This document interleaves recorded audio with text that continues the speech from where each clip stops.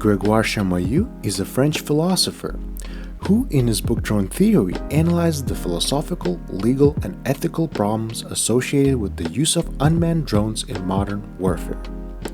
More particularly, Chamayou seeks to examine the ways in which drone warfare has transformed the principal rules of war. One of the questions Chamayou asks in this book is the following: within what legal framework do drone strikes take place today?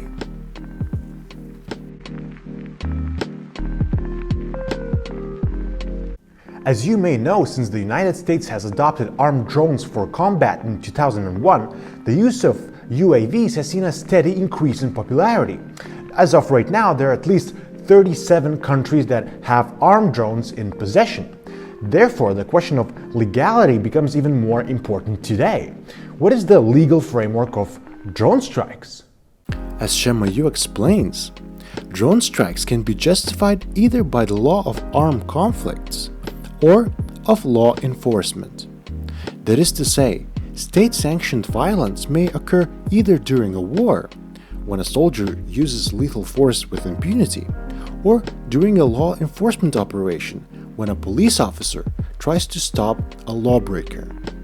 These two scenarios present two very different methods of violence.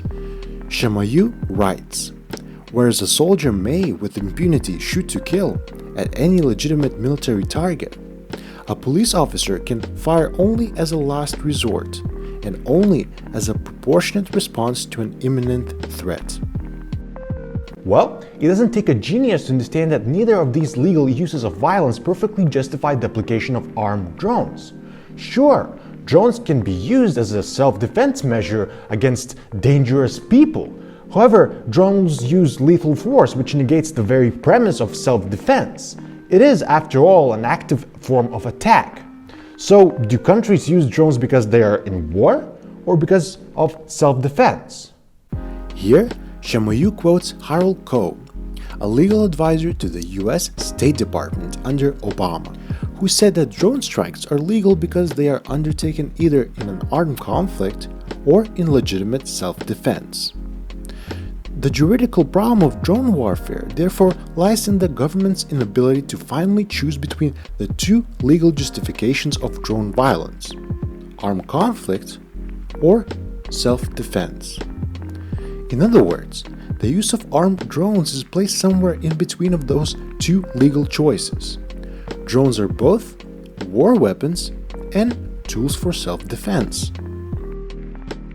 Chamayou calls this a legal dilemma. It is a real impasse. No wonder that US administration has been quite shy and secretive about this topic. They can't just outright justify the use of armed drones because it does not fit either the legal framework of armed conflict or of self-defense. It is somewhere in between of warfare and policing. To demonstrate this legal complexity more clearly, we should discuss another controversial weapon that was used more commonly throughout history: poison. Chamayou refers to the work by Hugo Grotius, a Dutch jurist who is best known for developing the idea of international society. Grotius claimed that the use of poison is not lawful because it deprives the enemy of his power of defending himself. This means that war requires a degree of equality between the parties who are involved. One is allowed to kill with impunity only if the other party is granted the same right. Otherwise, war is transformed into a kind of a police action against trivial troublemakers, pests, insignificant rogues, and petty hooligans. This is a complete hostilization of the enemy.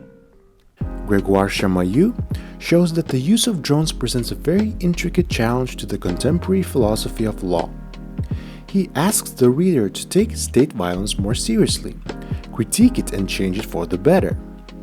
To this end, Chamayou quotes Jean-Paul Sartre.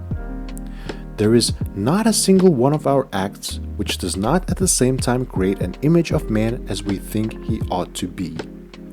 Our responsibility is thus much greater than we had supposed, for it concerns mankind as a whole.